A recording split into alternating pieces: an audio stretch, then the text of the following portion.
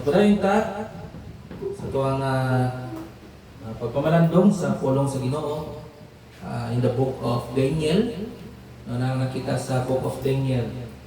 So last time, naunahan na nato, no? Last Sunday, ang Daniel chapter 1 verses 1 to 16. So this is the actually second part ng ginatan, pero lain na lang yun nga preaching. So, gihangin akong tanan, kung ano na may mga Biblia sa pag-apply, diha sa Daniel chapter 1. Daniel chapter 1, verses 17 to 21. Daniel chapter 1, verses 17 to 21. Akong basahon, sundan ang palihog sa inyong mga mata. Ingon dere, as for these four youths, God gave them learning and skill in all literature and wisdom. In Daniel had understanding in all visions and dreams. At the end of the time, when the king had commanded that they should be brought in, the chief of the eunuchs brought them in before Nebuchadnezzar, and the king spoke with them, and among all of them none was found like Daniel, Hananiah, Mishael, and Azariah. Therefore they stood before the king, and in every matter of wisdom and understanding about which the king inquired of them, he found them 10 times better than all the magicians and enchanters that were in all his kingdom. And Daniel was there until the first year of King Cyrus. May suon, na kinabuhi kita nining kalibutan na adunay uncertainties or dili kita siguro. Okay. Ang gobyerno tingdog o batumba usab. Ang ekonomiya munaog. Magsugod ang mga gubat. Ang mga mamuno, mapamunuan ang mga leaders, paghimog mga saad o dili po din nila tumanon. Ang teknolohiya mo advance, and ang advance na paspas kaayo nga kita mismo maglisod o bukod. Kung tanaw na to ang kalibutan karon, murag everyday mo usab. Daghang mga tao nga nagkinabuhi sa kahadlok. Tungod kay tanan nga ilang gituuhan, nagadepende kung unsa lang ang ilang makitaan. Kung unsa lang ang kakahitabo sa ilang palibot. Pero kung atong basahon, mga igsoon, ang Daniel chapter 1, verse 17 to 21, kani nagpahinuntong ka nato sa usa ka mahimayaon nga kamatuoran. Nga ang Diyos sa langit wala nakagawagtangan o kontrol.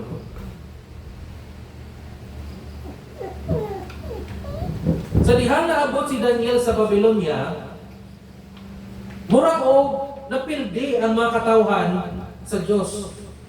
Naguba ang Jerusalem. Nakawatan ang templo. Ang nasod nagisaad sa Diyos, gipakauwawan. Murag dili mapugnan ang Babylonia. Pero unsa ang naa sa end sa chapter 1? Unsay makita nato dira? Na ay something nga gustong isulti si Daniel o ang Diyos kanato nga wala nagakontrol ang Babylonia. Dili ang Babylonia ang nagakontrol. Tungod kay sovereign ang Diyos, magbubuo siya, soberano siya. Magkinabuhi ang iyang mga katawhan nga adunay confidence bisan pa man sa mangit-ngit na panahon.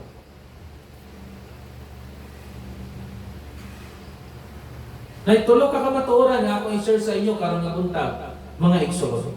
Una, God equips those he calls. Verse 17, as for these four youths, God gave them learning and skill in all literature and wisdom, and Daniel had understanding in all visions and dreams. Now, kinal makita ninyo mga igsoon. Sa dihang gibasa nato ang verse 17. Wala gisulti diha nga naangko ni Daniel.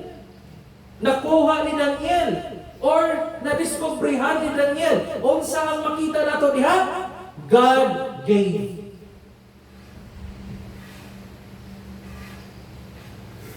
Pamilyar? Murag nabasa ni nato last Sunday, no? Tanawa, chapter 1, verse 2. Igsoon. And the Lord gave Jehoiakim, king of Judah, into his hand. Kinsa ang naghatag sa Jerusalem, sa Babylonia? Ang Diyos. Ang Diyos. And in chapter 1, verse 9, and God gave Daniel favor and compassion in the sight of the chief of the eunuchs. Isa naghatag og pabor? Ang Diyos. And then, naanapod karon sa verse 17. And these four youths, God gave them learning and skill in all literature and wisdom. God gave. Kita ninyo? Tanan nga naangko ni Daniel o sa iyang tulo ka amigo naggikan sa Diyos.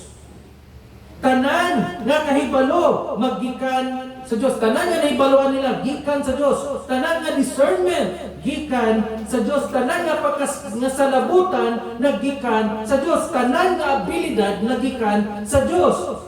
Kani si Daniel o sa iyang tulo ka amigo mga kugihan kaayo ni nga mga estudyante.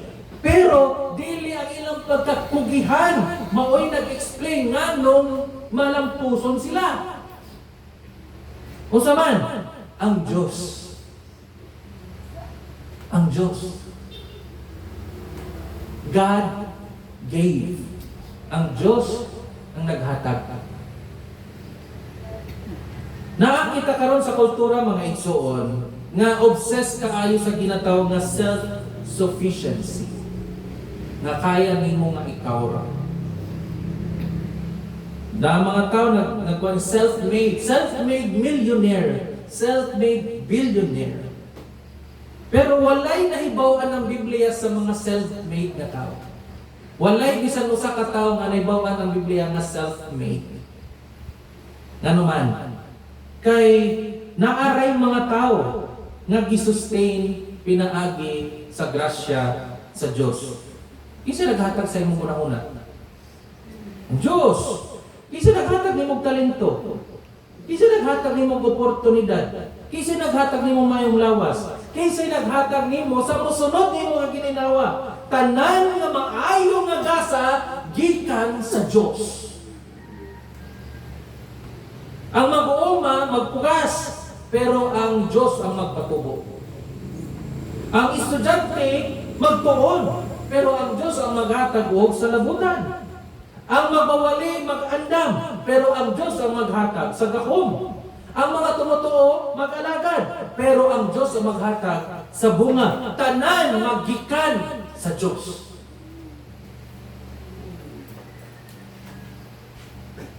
Tanan, magikan sa Diyos. Husa, mga igsoon, wala untay luna ang garbo sa atong kasing-kasing.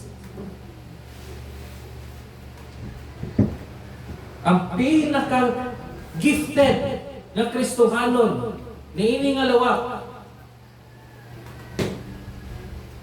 Nagya po siya utang sa Diyos. And He is debtor to mercy. Debtor sa grace sa Diyos. Ang kaalam ni Daniel, dili na mao ang ultimate niya nga testimony kung anong dako siya, anong great siya.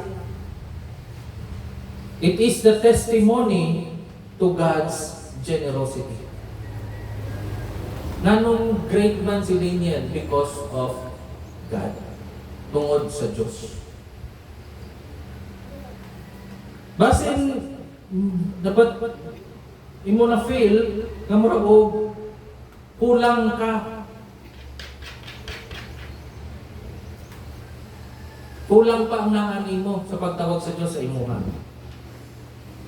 Usa ka ginikanan nagpadako sa iyang mga anak, usa ka pastor na nagbantay sa iglesia, usa ka tumutuo nga mag-share sa maayong balita, usa ka magbubuhat or worker na ginapangita gyud nga dahigon si Kristo, mga igsoon, una-una ani.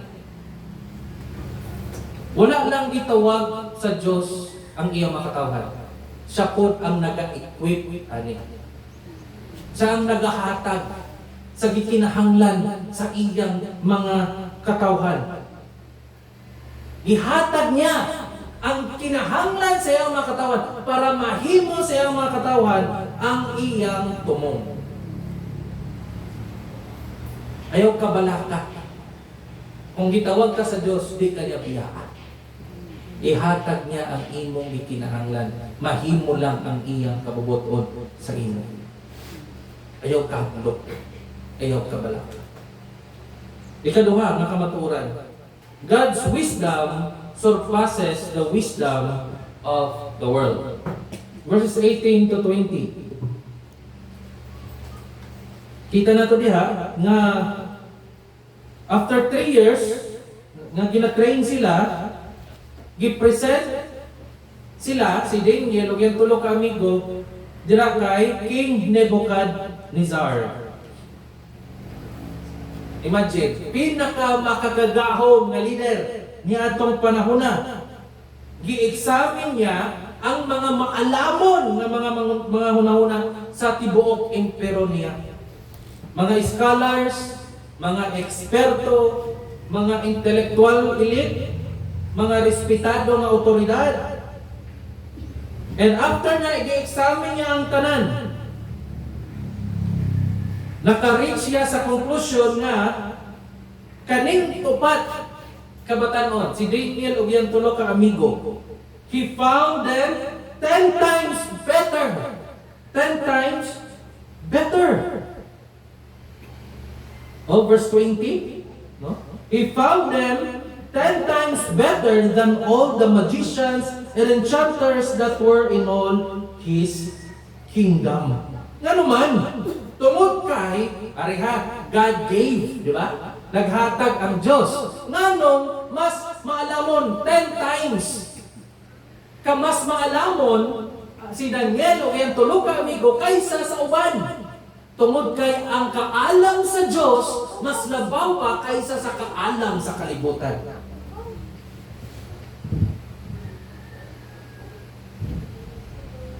Ang kaalam sa Diyos, mas labaw pa sa tawhanong kaalam. Mauna nga mas labaw. Mas maayo. Si Daniel o iyang tulo ka mga amigo. Kaya ang ilang kaalam, dili ilang kaalam. Mauni ang kaalam nga gihatag sa Dios sa ilaha.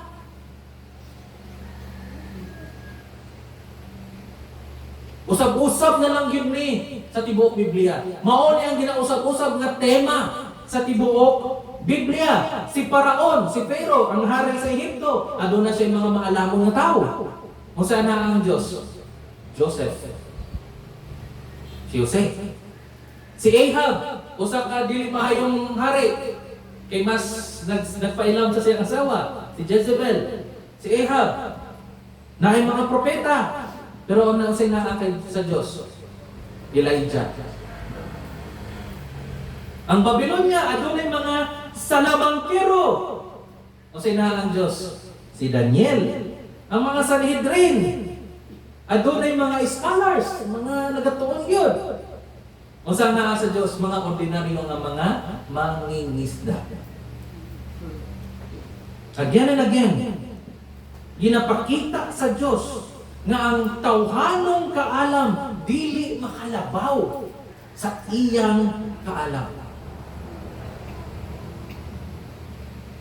Kung nahinumduman ninyo katong nagikuan si Pedro o sa itong igipatubang sila sa mga otoridad, Kung saan gisulti ni sa mga nasa otoridad.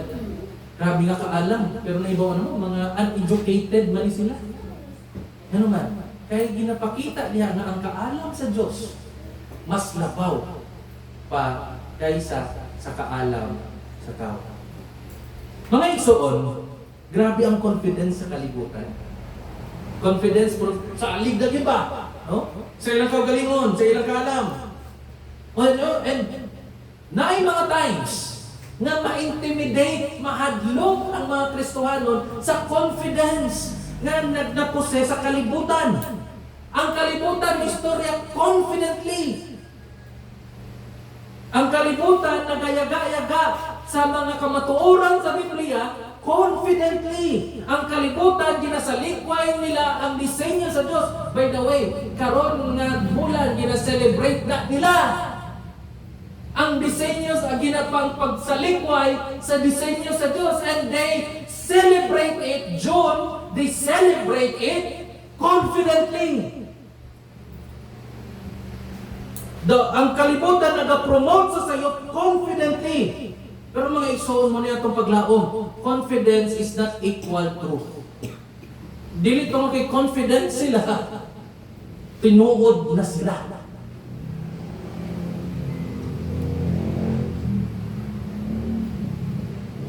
Pwede nga sincere ang tao, pero he is sincerely wrong. Sayop siya sincerely.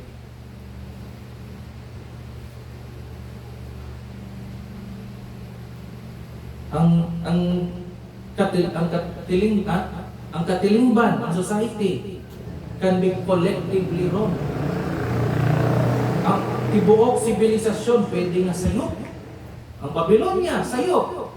Ang Ehipto, sayop. Ang Roma, sayop. O ang atong modern karon nga kultura pwede nga sayop. Mga igsoon, ang kamatuoran sa Dios dili ma-determine kung unsa ang gituohan sa kadaghanan. Bisan gamay ra ang mutuo, kamatuoran gihapon kana.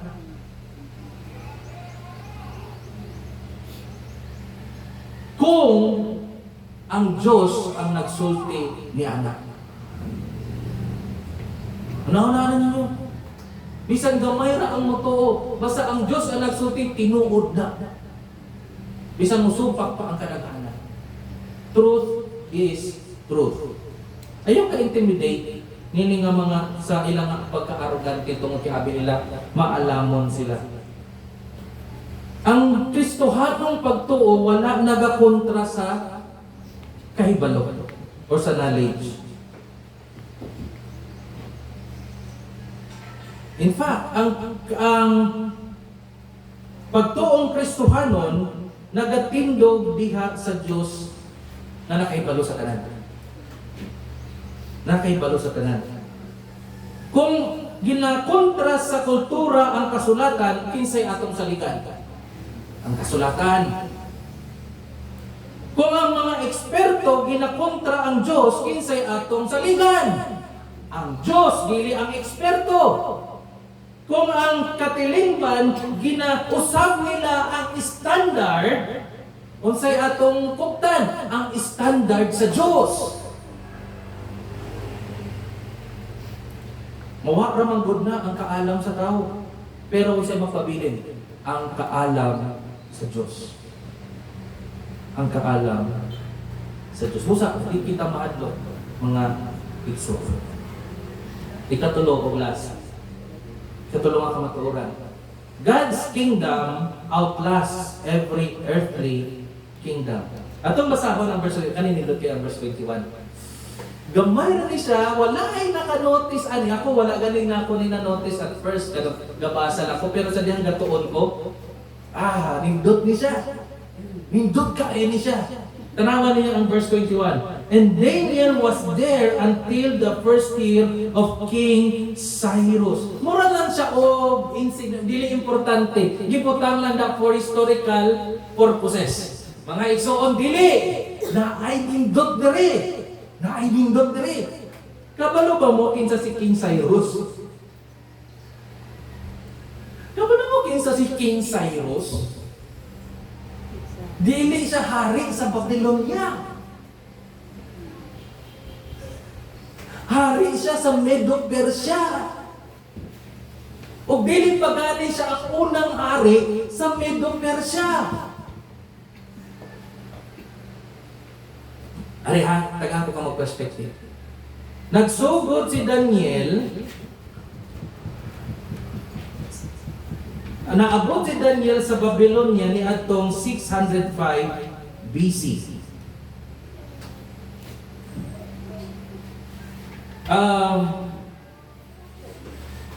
Nasakop ni Cyrus ang Babylonia na itong 539 BC. Sa isinta, more than 60 years, nag-alagad si Daniel. Nakita niya ang pag-change sa mga hari o gingharian. Nakita niya mga hari na nagtindog o natumba.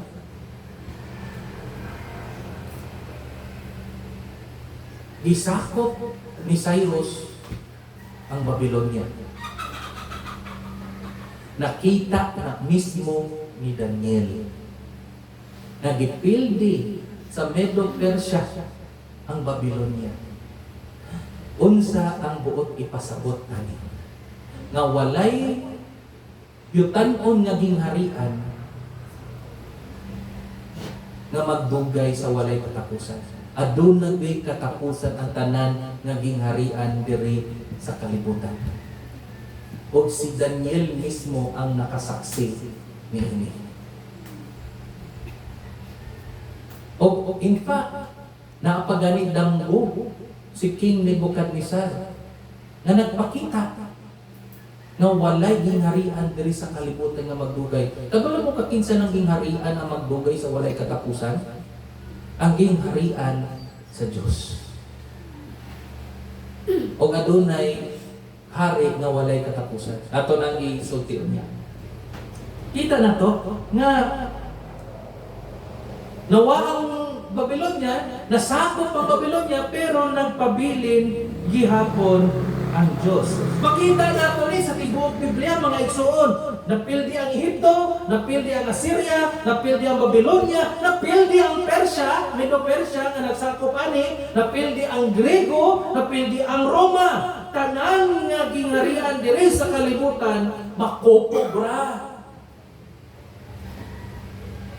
Tanan nga mga pangulo, tanan nga mga rulers, mamatay ra na sila. Tanan nga mga panggoberno, mausab ra na sila. Tanan nga sibilisasyon, mawa ra na sila. Pero magpabilin ang gingharian sa Diyos. Magpabilin ang trono sa Diyos. Wala pa'y nakatreten sa trono sa Diyos. Tanan nga plano sa Diyos, walay makadelay, walay makapugong. O wala, ang mga saad sa Diyos, dili mapakyas. Dili matandog ang gingharian sa Diyos.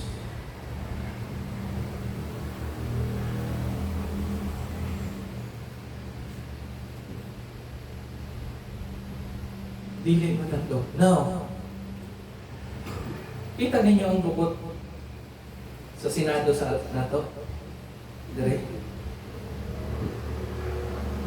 Ay Cayetano Black, ay Gatchalian Black.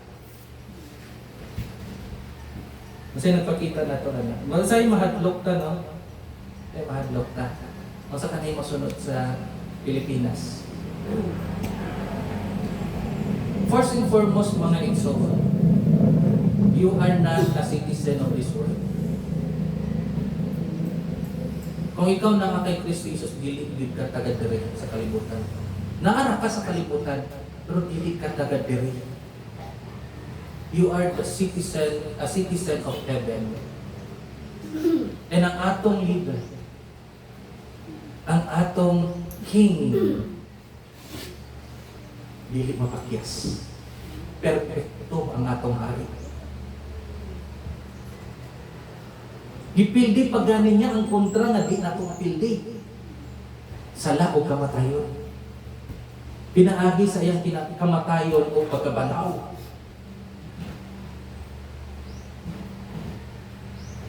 Busa mga igsoon, ayaw ibutang ang imong pagsalig nining kalibutan na.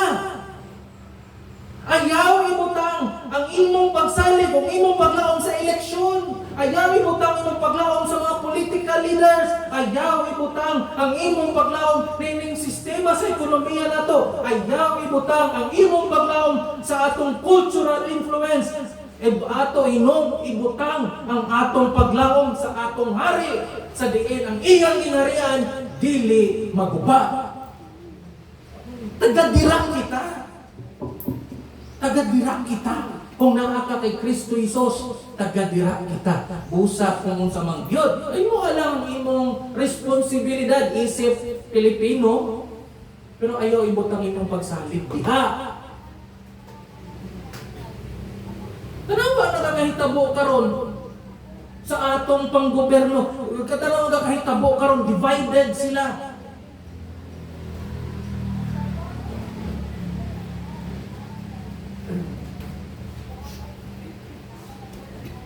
Dili ibutang pa nimo yung paglaom aning kalibutan.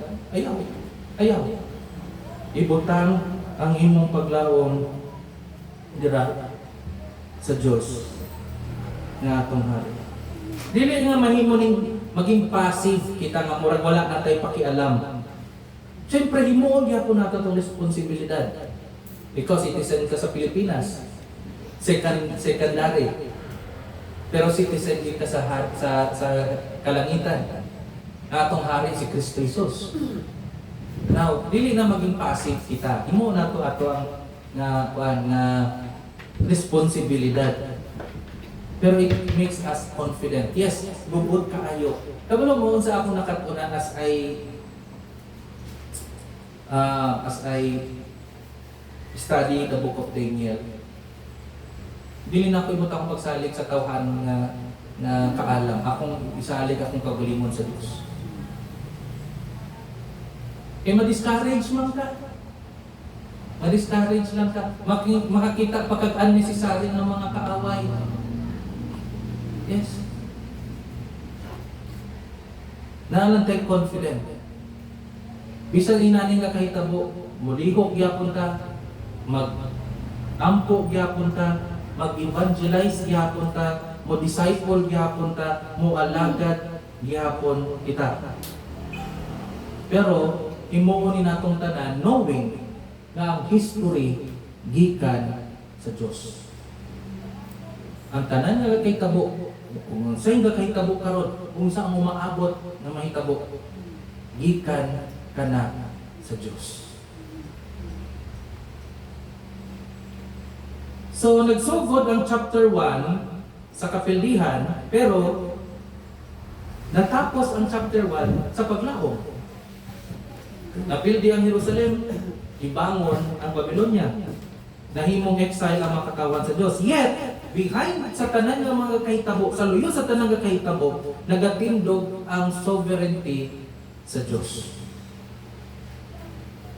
Ang control, ang kamot sa Diyos na nagkontrol sa kahitabo. Gihatag sa Diyos ang Juda sa kamot sa Babylonia.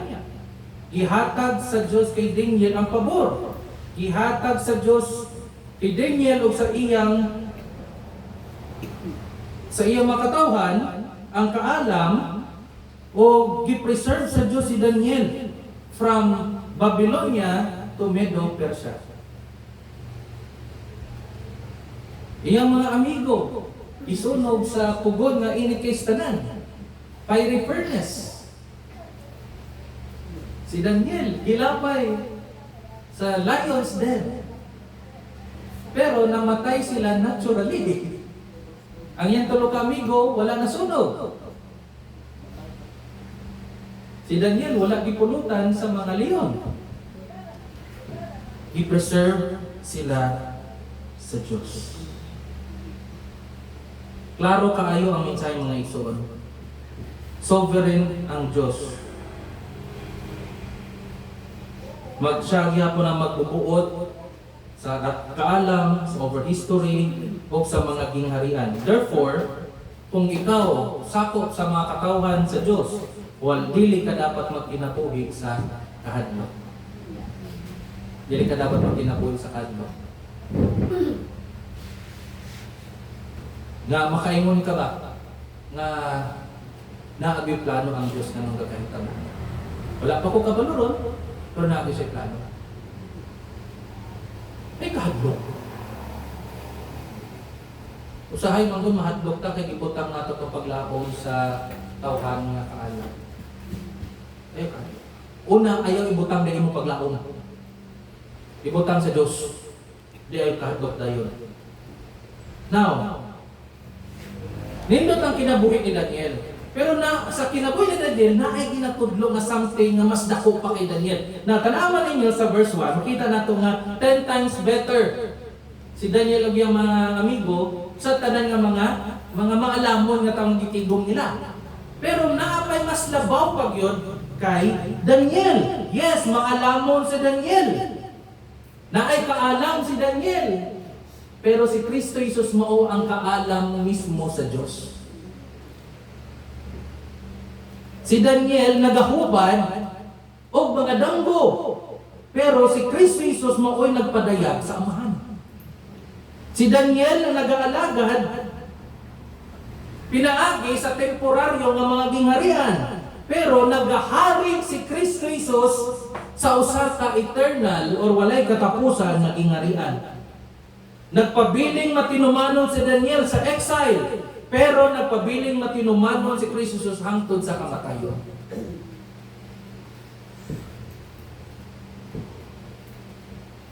Giluwas si Daniel gikan sa kamatayon.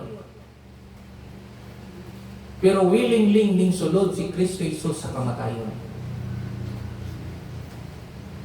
Dito sa cross, murag yun o nakadaog ang dautan, ang pagkadautan. Murag yun nakadaog. Murag ang Babylonia, murag siya o ang Babylonia, murag nakadaog batok sa Juda o sa Jerusalem. Murag ang mga kaaway ni Kristo Jesus nakadaog. Pero, usahay mailad ta sa appearance. O sa atong makita sa gawas. O sa nahitabo 3 days later, gikan sa iyong pagkamatay, nabanhaw si Kristo Jesus. Ang pagkabanhaw, maoy deklarasyon nga sovereign or magbubuot ang Diyos. Dili siya mapugngan sa sala. Dili siya makuptan sa kamatayon. Dili siya mapildi ni Satanas. Ug tungod kay nabuhi si Kristo karon, tungod kay buhi si Kristo karon, ug dili siya mamatay, wala na'y katapusan ang iyang gingharian. Busa Kristohanon, ayaw kahadlo sa umaabot. Ayaw kahadloki ang kultura. Ayaw kahadloki ang mga gingharian ining kalibutanan. Ang mga hari lumalabay lang. Ang mga empires mabangon. Mapildi gihapon. Ang mga nasod mausab. Pero magpabiling gihapon si Kristo Jesus. Jesus Christ is the same yesterday, today, and forever. Napildi ang Babylonia, tanan nga gingharian, mawagtang ragyapon ni sila, pero magpabiling gyapon ang paghari ni Haring Jesucristo.